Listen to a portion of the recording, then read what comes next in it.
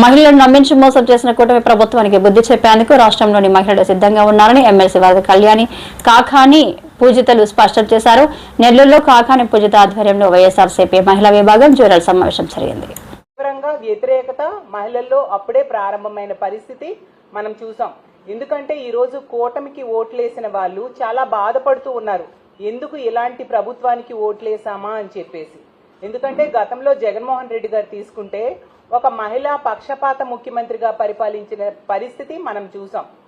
అతను తన 5 ఏళ్ల పాలనలో తీసుకుంటే 3,30,000 కోట్ల రూపాయలు అప్పులు చేస్తే ఈ కూటమి అధికారంలోకి వచ్చిన 15 నెలల్లో 2 లక్షల కోట్లు అప్పులు చేయడం జరిగింది. మాట్లాడితే సంపద సృష్టిస్తానని చంద్రబాబు నాయుడు గారు చెప్తారు. చూసేసరికి అప్పులు సృష్టిస్తూ ఉండే పరిస్థితి మనం చూస్తూ ఉన్నాం. ఈరోజు మద్యం ఏరులై పారడమే కాకుండా బెల్ షాప్స్ 70-80 వేల బెల్ షాప్స్ ఈ రోజు ఆంధ్రప్రదేశ్ రాష్ట్రంలో కూటమి ప్రభుత్వం అధికారంలోకి వచ్చాక మనకు కనిపిస్తూ ఉన్నాయి. అలాగే మొన్ననే మనం చూసాం కేబినెట్ సమావేశంలో వీళ్ళు పెర్మిట్ రూమ్స్ కూడా 5 లక్షలు కడితే పెర్మిట్ రూమ్స్ ఇచ్చేట్టుగా వీళ్ళు అఫీషియల్ గా పర్మిషన్ ఇవ్వడం కూడా జరిగింది. దీంతో ఈ రోజు మద్యానికి బానిసై మహిళల మీద అఘాయిత్యాలు ఎంత దారుణంగా చేస్తూ ఉన్నారో మన అందరము చూస్తూ ఉన్నాం.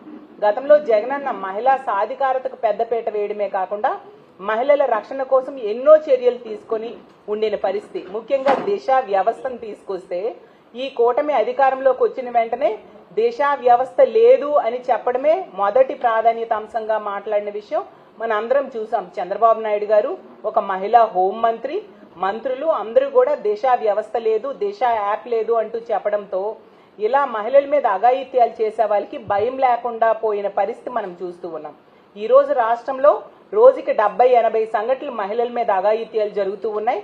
గంటకు 3-4 సంఘటనలు జరుగుతూ ఉండే దురదృష్టకరమైన పరిస్థితులు ఈ రోజు ఈ రాష్ట్రంలో ఉన్నాయి. రాష్ట్రంలో తీసుకుంటే మహిళలు ఇంట్లో ఉన్న రక్షణ లేదు, బయటికి వెళ్ళినా రక్షణ లేదు, స్కూల్కి వెళ్ళినా రక్షణ లేదు, అలాగే పని ప్రదేశాల్లో కూడా మహిళలకి రక్షణ లేని పరిస్థితి. ఈ రోజు ఈ కూటమి ప్రభుత్వం అధికారంలోకి వచ్చాక తొలి ఏడాది తీసుకుంటే మద్యం అమ్మకాలు 9% పెరగడం జరిగింది. అంటే ఎంత దారుణంగా మద్యం సిండికేట్స్ తో వీళ్ళు అండర్స్టాండింగ్ అయ్యి ఈ ప్రభుత్వం మద్యం అమ్మకాలను ఎంతగా 9% పెంచడమే కాకుండా ఈ ఏడాది 2వ ఏడాదిలో తీసుకుంటే లెక్కర అమ్మకాలేమో 24% పెరిగాయి. అలాగే బీర్ల అమ్మకాలు 129% పెరిగాయి. అంటే ఎంత భయానక పరిస్థితులు నెలకొని ఉన్నాయో అర్థం చేసుకోవచ్చు. అలాగే గంజాయి విచ్చలవిడిగా పండిస్తూ ఉండే పరిస్థితి. వీళ్ళు అధికారంలోకి వచ్చాక గంజాయి 100 రోజుల్లో రూపుమాపుతామని చెప్పి ఈ రోజు ఎక్కడ చూసినా గంజాయి దొరుకుతూ ఉండే పరిస్థితి. డ్రగ్స్ విషయం అయితే చెప్పనే అవసరం లేదు. డోర్ డెలివరీ చేసే పరిస్థితి ఈ రోజు ఈ రాష్ట్రంలో కూటమి ప్రభుత్వం అధికారంలోకి వచ్చాక డ్రగ్స్ మనం చూస్తూ ఉన్నాం. ఒక పక్క హామీలు పూర్తి చేయలేదు, సరే ఏదో ఒక రకంగా ఆడవాళ్ళు వాళ్ళ జీవనాన్ని సాగిస్తా అన్నారంటే వాళ్ళ మీద అత్యాచారాలు, అఘాయిత్యాలు. ఎవరైనా రిపోర్ట్ తీసుకొని దీని మీద స్పందించండి అని పోలీసుల దగ్గరికి వెళ్తే అసలు పోలీసుల ధోరణి ఎట్టుందని అంటే ఆ చేసినటువంటి కార్యకర్త చెప్తే తప్ప ఎవరైతే అఘాయిత్యం చేశారో ఆ కార్యకర్త దగ్గరికి వెళ్ళి చెప్పించుకొని రండి, అప్పుడు తీసుకుంటాం మీ దగ్గర నుంచి రిపోర్ట్ అంటున్నారు. అంటే పోలీసులు కూడా కార్యకర్తలో ఎమ్మెల్యేలో చెప్తే తప్ప పనిచేసే పరిస్థితి లేదు. ఇంకా కొన్ని దగ్గరలో కొన్ని ఆడవాళ్ళ దగ్గరికి వెళ్ళి అసభ్యంగా ప్రవర్తించేటువంటి సిచ్యువేషన్స్ కూడా చూస్తున్నాం మనం. ఎమ్మెల్యేనో మంత్రో చెప్తే మహిళా పోలీసులు కాకుండా మగవాళ్లే పోయి వాళ్ళ మీద ఎట్టంటే అట్ట మాట్లాడినటువంటి సిచ్యువేషన్ నాకు తెలుసు. అంటే ఏదైనా కానీ ప్రభుత్వం ఏం చెప్తే అది చేస్తున్నారు, కానీ ప్రభుత్వం అంత లీనియన్స్ ఇచ్చేసింది అధికారులకు కానీ లేకపోతే వాళ్ళ కార్యకర్తలకు కానీ. మొదట మేము తప్పు చేస్తాం, మాకు ఇందోళ్ళు తప్పు చేస్తారు, మాకు ఇందోళ్ళు తప్పు చేశారని అంటే దాన్ని డైవర్ట్ చేయడానికి అది అట్ట జరిగింది, ఇది ఎట్ట జరిగింది. మాటలు మార్చడం బట్టలు మార్చినంత తేలిగ్గుంది ఈ ప్రభుత్వంలో.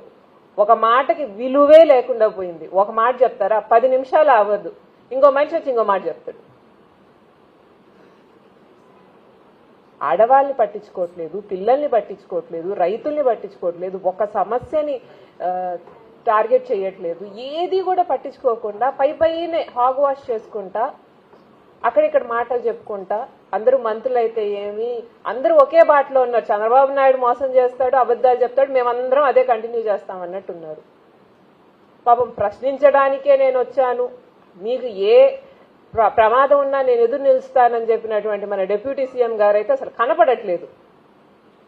ఎక్కడ ఎవరిని ప్రశ్నిస్తున్నాడు? కనీసం ఆయన అంతరాత్మ ప్రశ్నలకైనా జవాబు ఆయనకు దొరికిందో లేదో అని నాకు డౌట్. ఎందుకంటే ప్రశ్నించడానికి వచ్చాను అని చెప్పి అందరి దగ్గర ఓట్లు తీసుకొని ఈరోజు మీరు డిప్యూటీ సీఎం అయిందని జనాల వల్ల, చంద్రబాబు నాయుడు వల్ల కాదు, ఆ జనాలకి అన్యాయం జరుగుతుంటే ఇప్పుడు ఎక్కడ ప్రశ్నించకుండా ఎక్కడికి వెళ్ళిపోయినట్టు పవన్ కళ్యాణ్. సో ప్రతి ఒక్కళ్ళు ఏంటంటే వాళ్ళ వాళ్ళ మాటలు చెప్పారు, మోసం చేశారు, వెళ్ళిపోయారు. పూర్తి స్థాయిలో ప్రజలకు కానీ మా ఆడవాళ్ళకు కానీ అర్థమైపోయింది, వీళ్ళు మాటలు చెప్పారు, మమ్మల్ని మోసం చేశాం, మనం మోసపోయాం. జగన్మోహన్ రెడ్డి గారు మోసం చేయలేదు మనల్ని. చెప్పినటువంటి హామీలతో పాటు చెప్పనటువంటి హామీలు కూడా పూర్తి చేసినటువంటి ఏకైక ముఖ్యమంత్రి జగన్మోహన్ రెడ్డి గారు. రైతుల కోసము 12,500 ఇస్తాము అని చెప్పి ఇక్కడికి వచ్చి ఇక్కడ జరిగిందండి ఆ మీటింగ్ కూడా. ప్రతి దగ్గర మీటింగ్ జరగడం, రివ్యూస్ జరగడం, నాన్న పనిచేసేటప్పుడు ఎంత శ్రద్ధ తీసుకుని